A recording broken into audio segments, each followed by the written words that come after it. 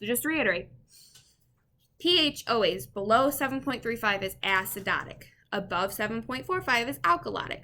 Think about what you're talking about. So acid and base. If you have a high amount of acid, you're acidotic. If you have a low amount of acid, you're alkalotic. Base. If you have a high amount of base, you're alkalotic. Low amount of base is acidic. So they're opposite. Acidotic, acid, high acid, low base, acid. High amount of base or bicarb is alkalotic. Low amount of acid is alkalotic. Deal? Okay, so we talked about those. Treatment for metabolic is just treat the underlying cause. Basically, anything for nursing, whatever's wrong with them, treat the underlying cause. So just like that, metabolic acidosis, treat the underlying cause. For respiratory, think about what's causing the distress and do the opposite of what they need. Here, basically the same thing, treat the underlying cause. So she has little pictures here. They're cute little pictures. They help explain things. Just go over them. I mean, it's not a horrible idea. I'm telling you everything that's on them anyway, like signs and symptoms and how to treat, but you go over it. So now we're into alkalotic. So you can have respiratory and metabolic alkalosis. So respiratory causes is, guess what? It's the opposite of acidotic. So it's not hypoventilation, it's hyperventilation. So hyperventilation, lungs, you're eliminating too much CO2. This person is like me. They're freaking out that their nursing classes are all canceled and how am I going to learn crit care? Not in the classroom. I'm hyperventilating. I'm freaking the freak out. But I'm losing too much CO2. Anxiety, fear, hypoxemia. Number 3 causes, not number 1, whatever. So if you're alkalotic, your pH is above 7.45. So for all intents and purposes, your bicarb base is normal and your CO2 is below 35. So for acidotic, it's above 45 because you're high in acid, acidotic. Here, it's below 35 because you're alkalotic. Treatment, if I'm blowing off so much CO2 and I'm not retaining any of it, paper bag. Get them a brown paper bag. Make them breathe back in that CO2. That way their pH will level out. Because if they're breathing it all off and they're alkalotic, you need to somehow get CO2 back in their lungs. Have them breathe it back in. Paper bag. I have it underlined. Paper bag. You can give them like pain meds. Pain meds will slow down their breathing, make them retain more CO2. So just think like whatever causes respiratory acidosis, it's kind of like the cause. Like I know it's not great to give morphine if they don't need it. But listen, if they're in a lot of pain and they're hyperventilating, morphine can cause metabolic acidosis because they're keeping it in. They're not breathing correctly. But for respiratory, I said metabolic, I meant respiratory. So respiratory acidotic. If you give them morphine and they decrease their respirations, they're holding it in. But now if they're alkalotic and they're breathing it out too much and because they're in pain, like don't give morphine if they don't need it. But if they're in pain and they're breathing out so much, if you give them pain meds, they're gonna keep it back in. So metabolic, always higher than 7.45 for pH. So I kind of told you this last video, but metabolic alkalosis is when you lose too much of your acid. So I said when you lose too much bicarb, you have diarrhea, you're pooping it all out. You have no more base left, you're going to be metabolic acidosis. But if you're puking and you're losing all of your acid, then you're going to be metabolic alkalosis. You still have all your gut kind of base, but you don't have any of your stomach acid, if that makes sense. So think if you're diarrhea a lot, you're getting rid of all of your base, you're going to be metabolic acidosis. If you're puking a lot and getting rid of all of your acid, you're going to be metabolic alkalosis, opposites. It could also be because of extreme loss of extreme loss of sodium or potassium, or if you have renal loss of acid. So if your body is just constantly pouring out acid from the renal system, you're going to be low in it, so you're going to become alkalotic. Or too much bicarb. So if you take, I know this was like a thing when you did like potassium. I think like a lot of you are like, oh, if you take a lot of potassium, but some people are like, no, if I take a lot of sodium, it's in antacids. Antacids in general are alkalotic. You take them because your tummy's upset and your tummy is acidotic. So I have aloe in my fridge. When I don't feel good, I take aloe. It levels out my balances because I'm feeling very acidotic, so I'm taking an alkalotic thing.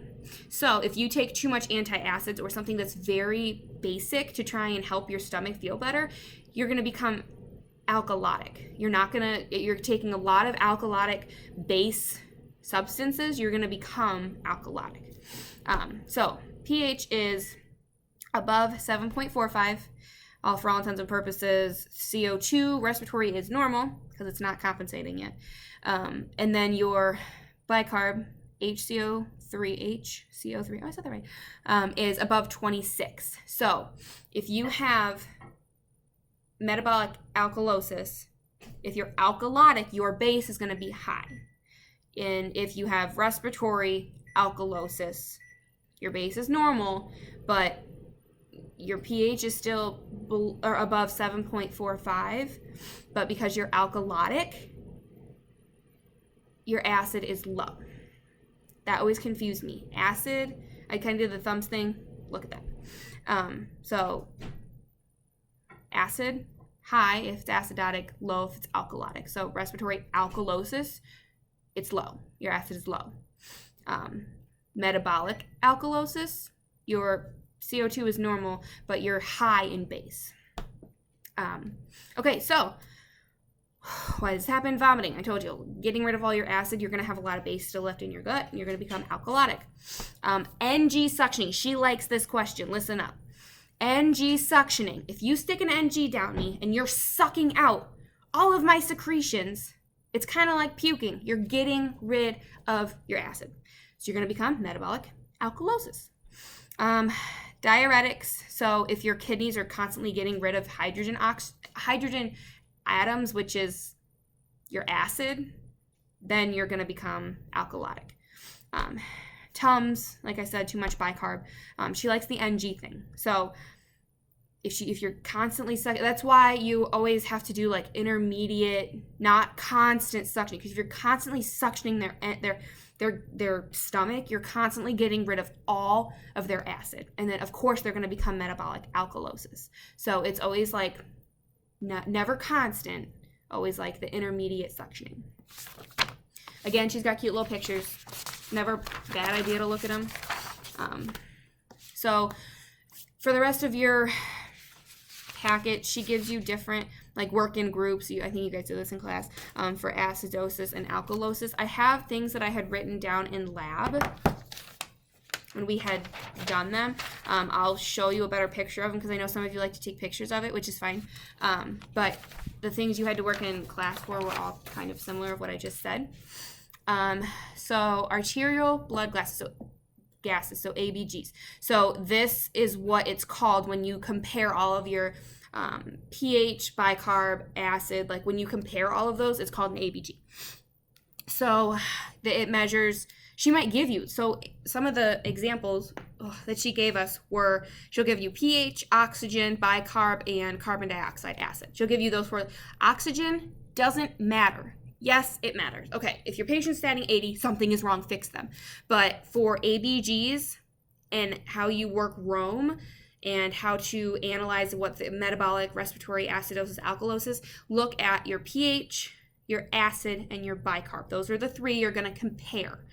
Oxygen is great. You should always look at oxygen. But for this test, when you get those numbers, don't let them confuse you.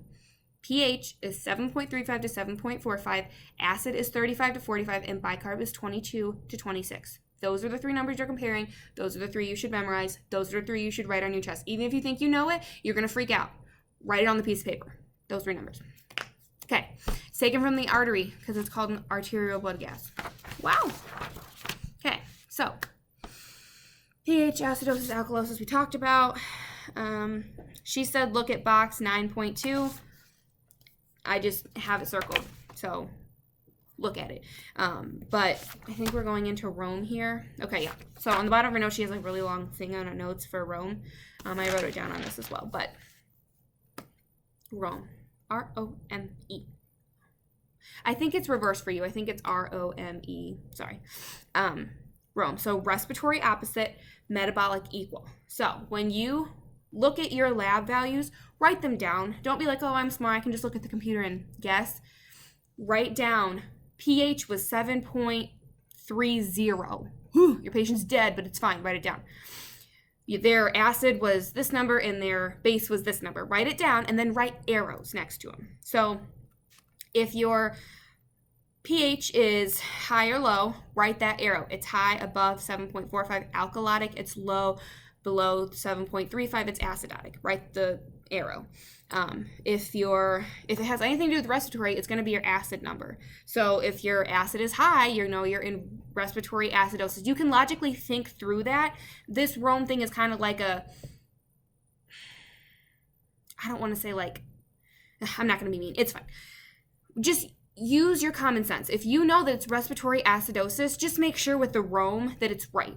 It's kind of like a catch-all. Like, if people don't know how to do this, you can use Rome, and it's kind of like a dummy trick. Not dummy. Everyone uses it. It's fine. I use it. I double-check myself. But Rome, R-O-M-E, respiratory opposite. So if your arrows are the same, equal, it's metabolic. If they're opposite in any way, it's respiratory. Sometimes you will get like example questions where it's respiratory acidosis, but it's compensating, so your bicarb will be off.